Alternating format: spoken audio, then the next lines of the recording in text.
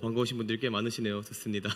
네, 혹시 옆에 계신 분들이랑 이런저런 이야기들을 나눠 보신 적이 있으실까요? 좀 지금 친한 사람 말고 반대편 사람, 왼편이 보통 친한 사람 많죠? 네, 오른편에 사람이랑 좀 이야기를 많이 좀 해보신 적 있으신지 모르겠습니다. 보통 교회에서 수련회를 가거나 하면은 가장 먼저 하는 게 뭐죠? 뭐 오리엔테이션 이런 거 하면서 아이스 브레이킹 이런 것들을 하게 됩니다.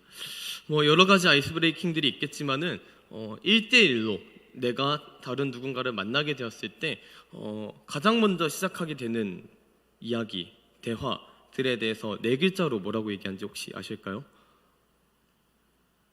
네, 스몰 토크라고 합니다. 자기소개 누구시죠? 네, 자기소개도 하셔야겠지만은 네, 스몰 토크, 간단한 얘기들을 하면서 서로에 대한 이야기들, 호구조사라고 하기도 하고 네, 서로에 대한 이야기들을 간단하게 나누는 것들을 우리는 스몰 토크라고 합니다. 스몰 토크 할 때 늘 빠지지 않는 심리 테스트 한 가지가 있죠. 뭐죠? 네, 뭔가 상대방한테 혹시 네, 맞습니다. 네, 아주 좋습니다. 네, MBTI에 대해서 우리가 언제부턴가 사람들한테 물어보기 시작했어요. 혹시 성향이 어떻게 이런 이야기들을 이제 물어보게 되는 게 이 MBTI입니다. MBTI라는 게 뭐의 준말인지 혹시 아실까요?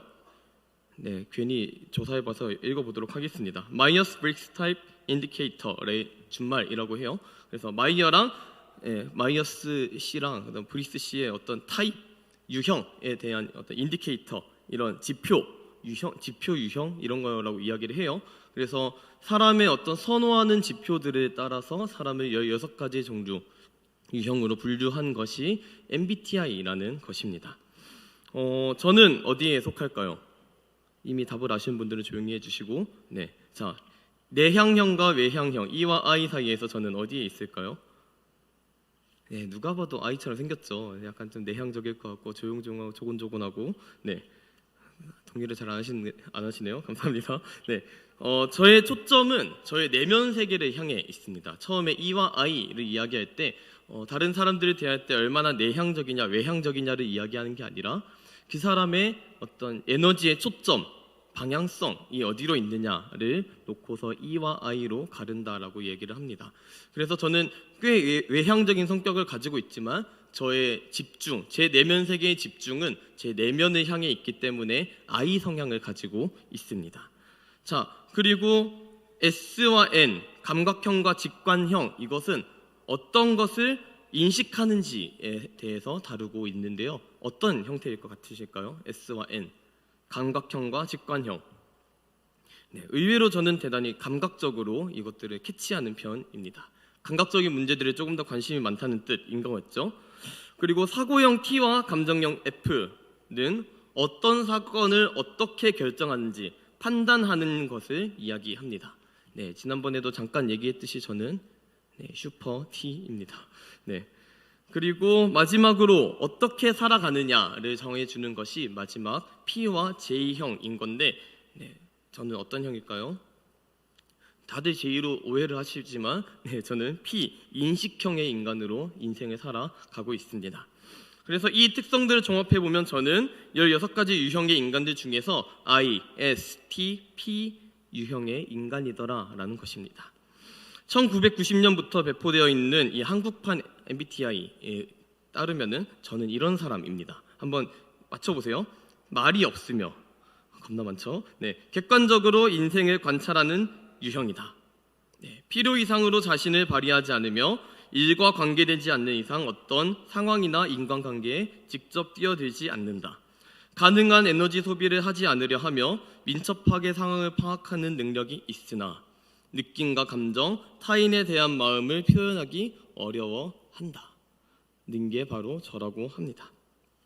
들으신 분들 중에서는 저 사람이 ISTP라고 라는 생각이 드시는 분도 계실 거고, 누가 봐도 J인데 이런 얘기를 하시는 분도 계실 것 같습니다.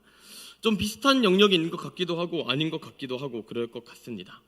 저는 이 MBTI 유형을 2010년도에 처음 접해서 여태까지 거의 매해 이렇게 한 번씩은 해봤었던 것 같은데 똑같이 ISTP 유형으로 계속해서 나오고 있습니다.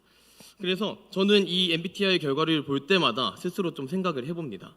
내가 좀 과묵하기도 해야 하는데 쉽지가 않다. 이런 얘기들 하면서 일과 관계되지 않는 이상 좀 이렇게 관계를 떨어뜨려야 하는데 너무 관계들에는 가까이 가고 있지 않나? 이런 생각들을 계속해서 해왔습니다.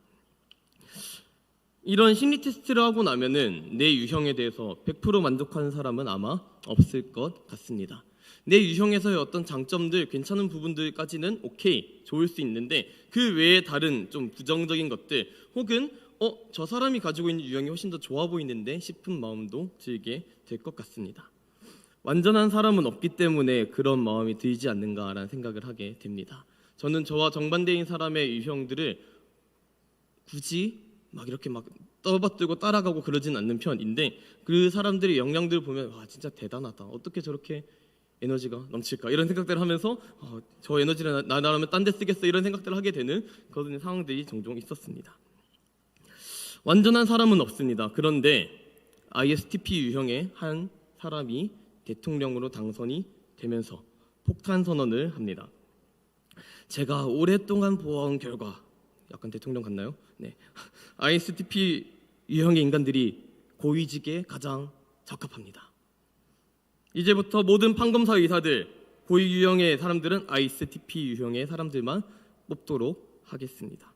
차기 대통령도 국회 구성원도 전부 다 ISTP입니다. 지금 이 시험 이후로 바꾸는 사람들은 절대 안 됩니다. ISTP 유형의 사람들이 감정 표현을 좀 어려워하니 여러분들은 알아서 잘 이 사람들의 감정을 캐치해서 따라주셔야 하겠습니다. 알아서 잘 섬겨주십시오. 그렇지 않으면 사형이라고 이야기를 한다면 그래서 왜 그런 법을 만드십니까 대통령님? 이라고 물어보니 내 맘인데요? 라고 이야기를 한다면 어떤 현상이 나타나게 될까요? 네, ISTP 유형의 사람들 같은 경우는 어떨까요? 와, 드디어 내가 출세를 하는구나. 네, 내가 고위직은 이제 내 자리가 되었구나 하면서 즐거워하는 사람들도 있겠지만 그 중에서는 무슨 대통령이 뭔 소리 하냐고. 나는 그거 하기 싫다고. 나는 고위직 이런 거 다 필요 없고 난 편안하게 땅 가꾸며 사는 게 좋은데요 하는 사람도 있을 수 있을 겁니다. 다른 유형의 사람들은 어떨까요? 당연히 반발을 심하게 하시겠죠. 무슨 소리냐, 무슨 유형으로 사람을 나누냐, 말도 안 되는 소리 하지 마십시오 하면서 막 이렇게 반대 시위를 할 수도 있을 겁니다. 대통령도 네 마음만 있냐 내 마음도 있다 하면서 우리 어린 시절에 한거했던 상대방의 마음에 한거했던 그런 멘트들을 치시면서 반항해 나갈 것이라는 것입니다. 사람이 자기 마음대로 뭔가를 하는 것까지는 괜찮을 수 있어요. 그건 자유라고 이야기를 합니다. 그런데 그 자유가 다른 사람의 자유를 침해하는 순간부터 그거는 자유가 아니게 됩니다. 때 아닌 심리 테스트 이야기를 왜 하고 있을까요? 오늘 본문의 배경을 파악하는 데 도움이 되는 툴이라 그렇습니다. 오늘 본문 사사기 말씀이 쓰여진 시기가 어떤 시기였는지 사사기에선 2번에 걸쳐서 이야기하고 있습니다. 17장 6절과 21장 25절에 완전히 동일한 구절로 이때 당시를 기록하고 있습니다. 그때에는 이스라엘의 왕이 없었으므로 사람마다 자기 소견에 옳은 대로 행하였더라 라고 기록되어 있습니다. 사사기가 기록된 시기, 사사기가 쓰여졌던 이 배경의 이야기들은 사람이 자기 소견에 옳은 대로 살던 시기였다는 겁니다. 자, 사람이 자기 소견에 옳은 대로 살아가면 어떤 세상이 될까요? 아까 얘기했던 ISTP가 통치하는 세상 어떻습니까? 대단히 혼란스럽고 정신 나가 있는 어떤 상황일 거라는 것을 쉽게 예측할 수 있습니다. 왜 그럴까요? 왜 이런 사람들이 앞에서 ISTP만 사람들이 이런 얘기를 하는 게 혼란한 세상으로 만들어 갈까요? 사람마다 옳다고 여기는 것들이 다르기 때문입니다. 사람마다 옳다, 그르다, 좋다, 나쁘다 생각하는 기준들이 전부 다 다르기 때문에 누구 한 사람의 기준에 의해서 이 세상이 평가되어진다면 그 세상은 이상한 나라가 되어진다라는 것입니다. 그런데 이 사사기에는 이스라엘 백성들이 자기 소견에 옳은 대로 살아갔던 그 기록들이 기, 승, 전, 결에 맞게 아주 고스란히 남아 있습니다. 오늘 본문에도 기록되어 있는데요. 제가 간단하게 요약하여 읽어보도록 하겠습니다. 네, 눈으로 쭉 따라오시면 될 것 같아요. 본문들을. 이스라엘 자손이 여호와의 목전에 악을 행하여 바알들을 섬기며 애굽 땅에서 그들을 인도하여 내신 그들의 조상의 하나님 여호와를 버리고 다른 신들 곧 그들의 주위에 있는 백성의 신들을 따라 그들에게 절하여 여호와를 진노하게 하였으되 곧 그들이 여호와를 버리고 바알과 아스다롯을 섬겼으므로 여호와께서 이스라엘에게 진노하사 노력하는 자의 손에 넘겨주사 땡땡땡 그들의 괴로움이 심하였더라. 여호와께서 사사들을 세우사 노략자의 손에서 그들을 구원하게 하셨으나 그들이 그 사사들에게도 순종하지 아니하고 땡땡땡 여호와께서 그들을 위하여 사사들을 세우실 때에는 그 사사와 함께 하셨으나 사사가 죽은 후에는 그들이 돌이켜 그들의 조상들보다 더욱 타락하였다라고 오늘 본문은 기록하고 있습니다. 오늘 말씀의 제목이 사사기의 기승전결입니다. 기승전결로 따졌을 때 오늘 본문의 시작 무엇입니까?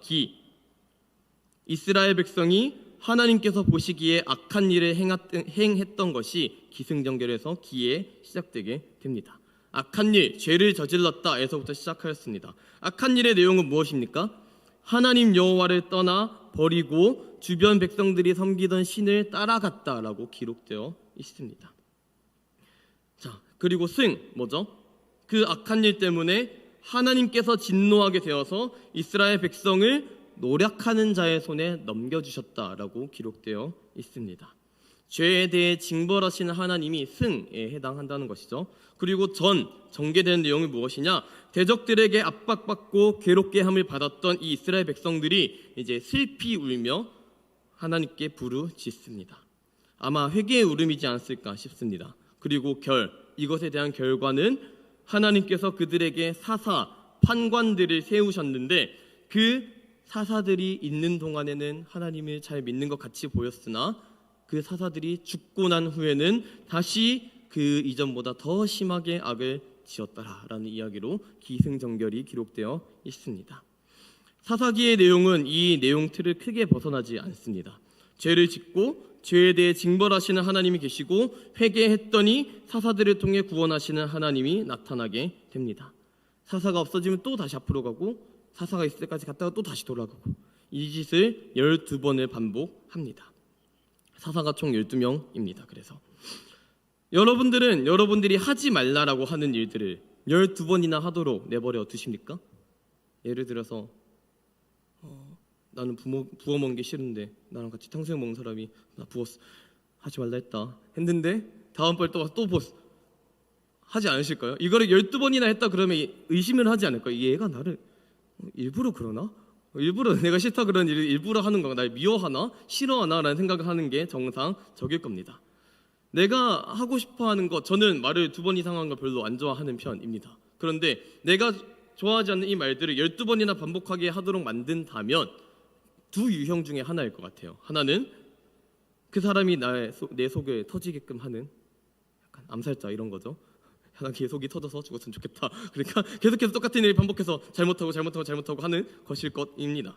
그리고 두 번째, 내가 이 사람을 진짜 좋아하면은 12번을 그렇게 잘못해도 용서해 줄 수 있어요. 그렇죠? 내가 이 사람을 정말 좋아하거나 상대방을 정말 좋아하거나 상대방이 나에게 악한 의도를 가졌거나 둘 중에 하나처럼 느껴진다는 것입니다. 죄를 미워하되 죄인은 미워하지 말라. 이 익숙한 격언들 다들 아실 겁니다. 진짜 그렇게 되십니까? 죄를 미워하되 죄인은 미워하지 않는 이 영역들 가능하십니까?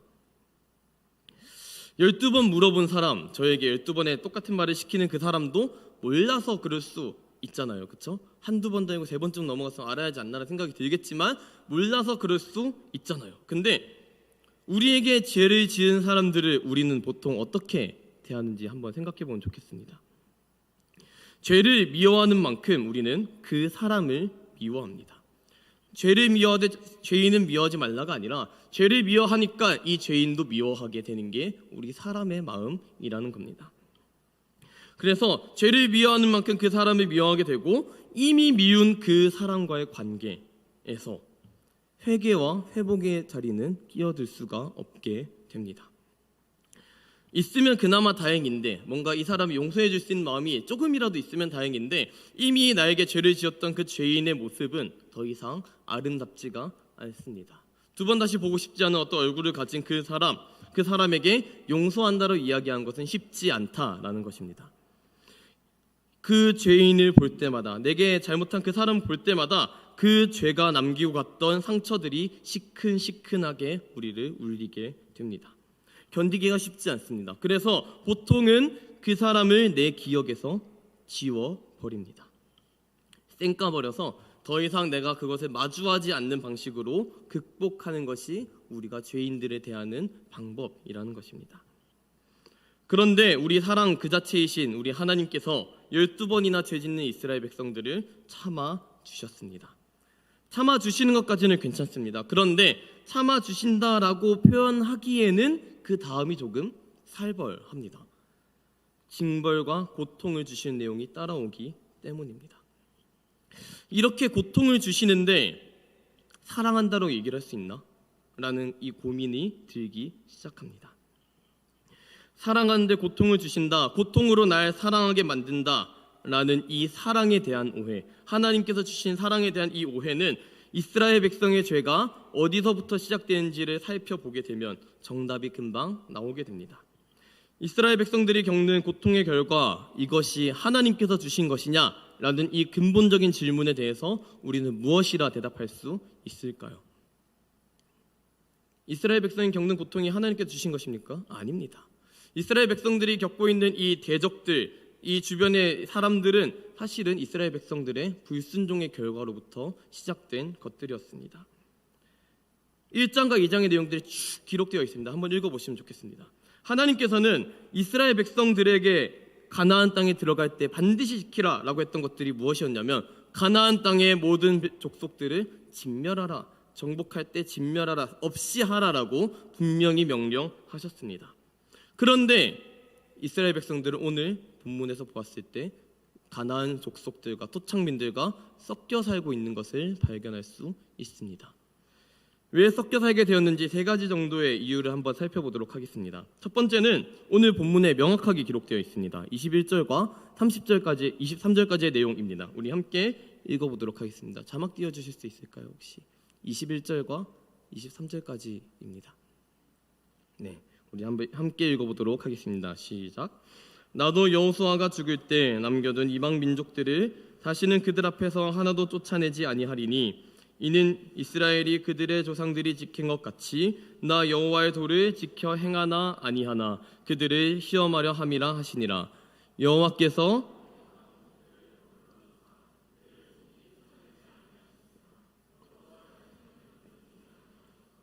아멘.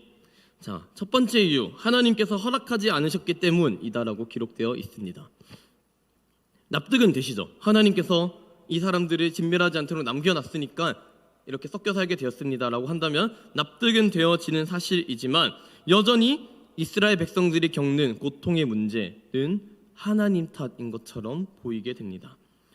그럼 다음 까닭을 제가 말씀드리겠습니다. 두 번째 까닭으로는 추측하기로 꽤 무서웠을 것이다 라는 것입니다.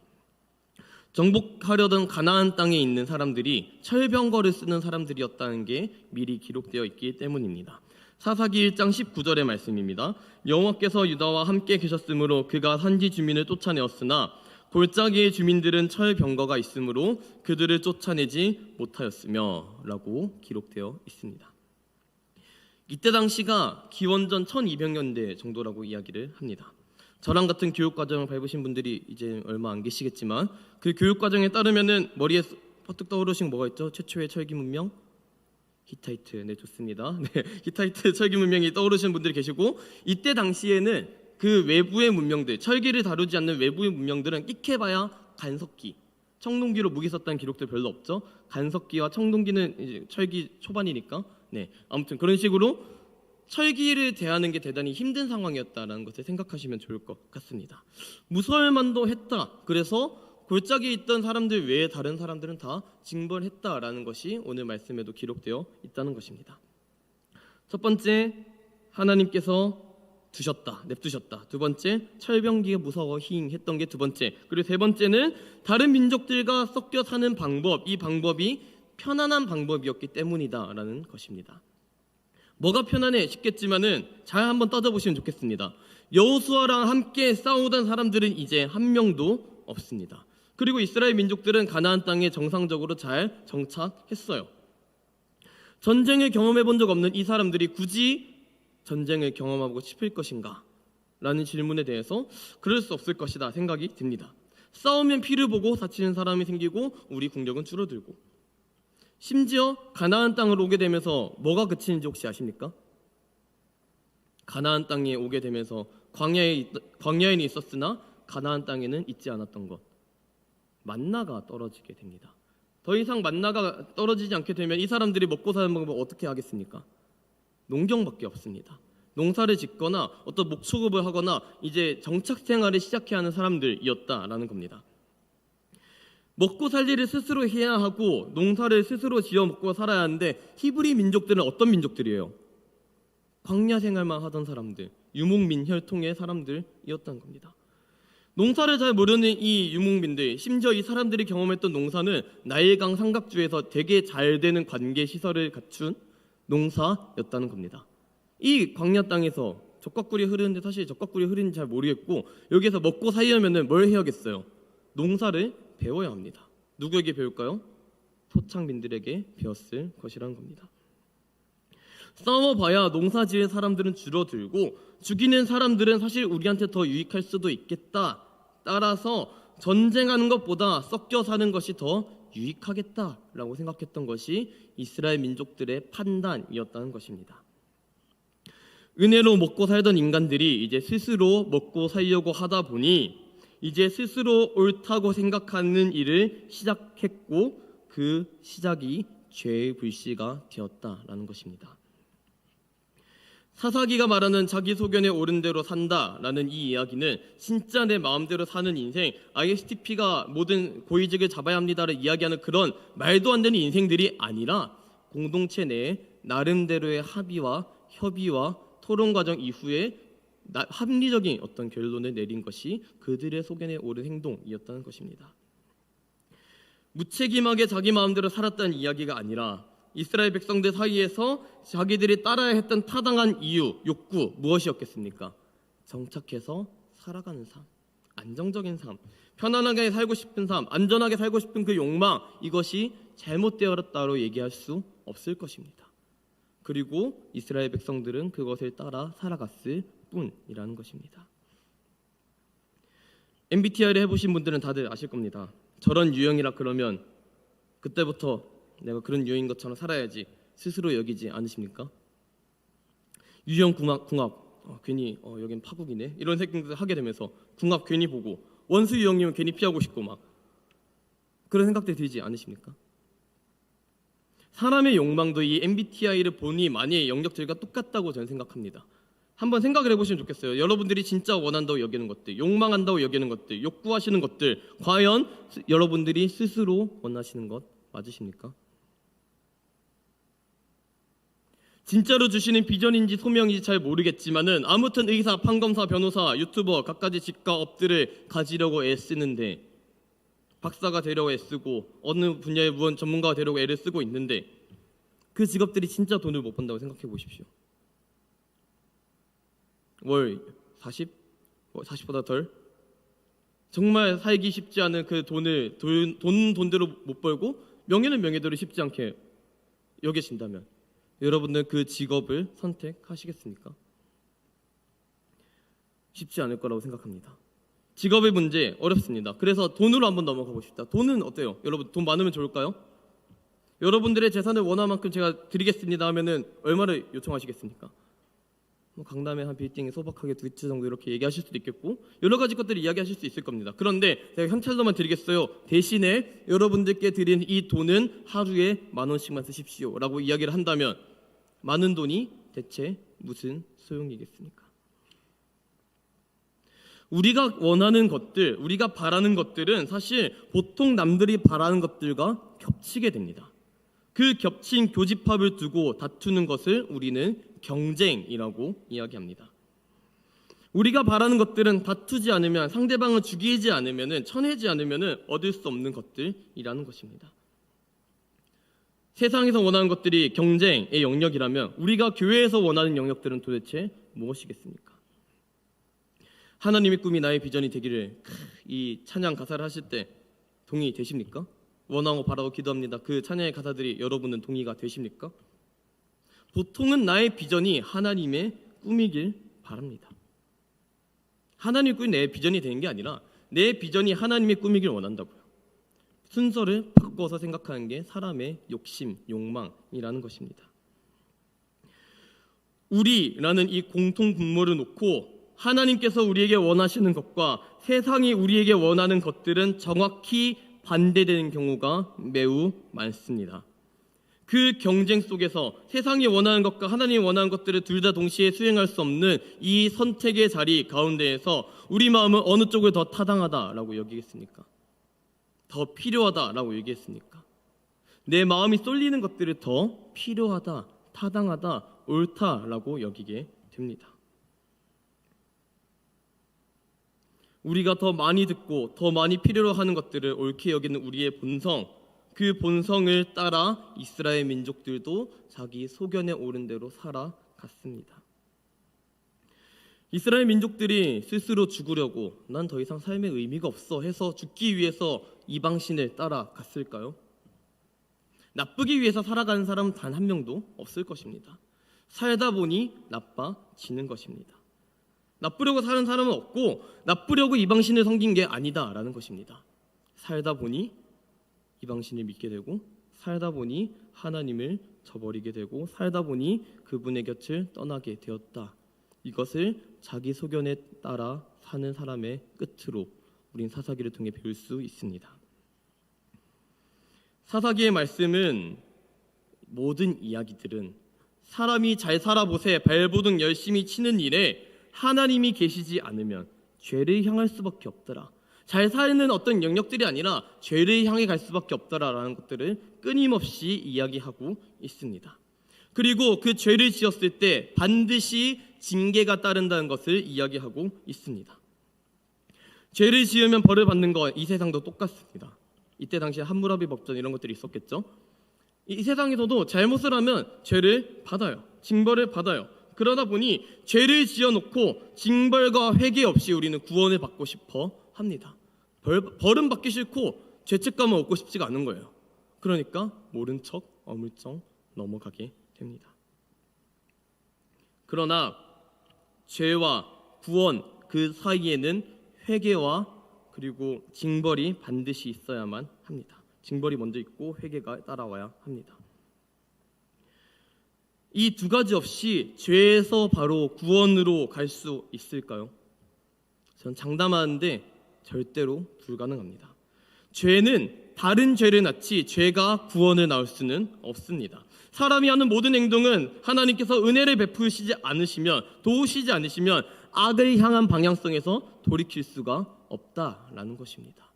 그렇기에 우리는 죄자리에 섰을 때 죄를 회개함으로써 죄를 징벌하신 주님 앞에 무릎 꿇고 엎드려서 주님 내가 정말 죄인입니다 회개해야만 징벌과 회개가 있어야만 반드시 구원되어진다라는 것입니다. 그래서 우리에게 다행인 것은 반드시 징벌이 있다는 것 이것과 징벌 이후에 회개하는 자리로 나아가게 되면 하나님을 찾게 되면 하나님께서 반드시 우리를 구원해 주신다는 이 두 가지의 사실입니다. 사람이 이 땅에 사는 이상 죄를 지을 수밖에 없습니다. 근데 이 죄의 무게는 생각보다 많이 무겁습니다. 그래서 죄를 짓는 그 순간들부터 우리는 죄에 짓눌려서 죄에 머무르도록 만들게 합니다. 그래서 하나님께서는 우리가 죄에 머무르지 않도록 징벌하시는 겁니다. 왜 묻히고 왔어 하면서 엉덩이 톡톡 때려주시는 그 징벌을 하고 계시는 겁니다. 죄로 얼룩져 있는 사람들의 역사 가운데 징벌이라는 날실과 사랑이라는 시실로 덮어주시는 하나님의 섭리를 우리에게 허락하셨고 그 섭리가 이 교회 공동체 가운데 있음을 믿으시기 바랍니다. 죄에서 자유를 얻는 어떤 발버둥들은 하나님 앞에서만 유효합니다. 내 소견에 옳은 대로 하는 그 어떤 행위들도 죄에서 자유를 우리 영혼의 만족을 절대로 주지 못합니다. 한번 해보셔도 좋습니다. 내기하셔도 좋습니다. 절대로 여러분들을 자유하게 하지 못합니다. 그래도 우리는 늘 우리 소견에 옳은 대로 내 소견에 옳다, 타당하다 싶은 행동들을 하며 이 세상을 살아갑니다. 어쩔 수가 없어요. 모든 것들의 하나님의 뜻은 어떤 것일까 물어보며 살지 않습니다. 그런데 그 모든 행동들이 하나님 앞에서 발버둥 치는 것으로 귀결되시기를 주님의 이름으로 축원드립니다. 그래서 여러분들의 기승전결이 이 사사기의 기승전결에서 그쳐버리는 것이 아니라 하나님께서 여러분들의 인생을 통하여 빚어가시고자 하는 기승전결에 발맞춰 살아가는 인생이 되시기를 주님의 이름으로 축원드립니다. 이 사사기의 말씀으로 다음 주에도 말씀을 전할 예정입니다. 그리고 화요일에도 말씀을 전할 예정입니다. 함께 오시게 될 때 이 말씀을 통하여 더 큰 은혜를 받으시는 저 여러분들 되시기를 주님의 이름으로 축원드립니다.